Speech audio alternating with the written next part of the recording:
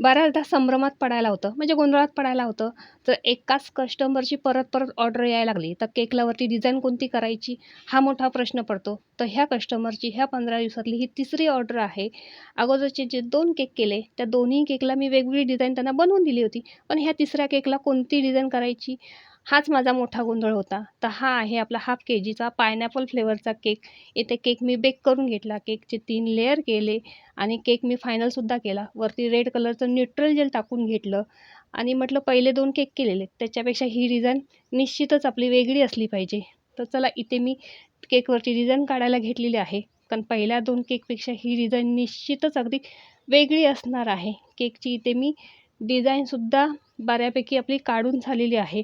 तर ही केकची डिझाईन कशी वाटली? आवडली असेल तर लाईक, शेअर आणि जाता चॅनलला सबस्क्राईब करायला विसरू नका. आता केकवरती फक्त नाव टाकायचं राहील.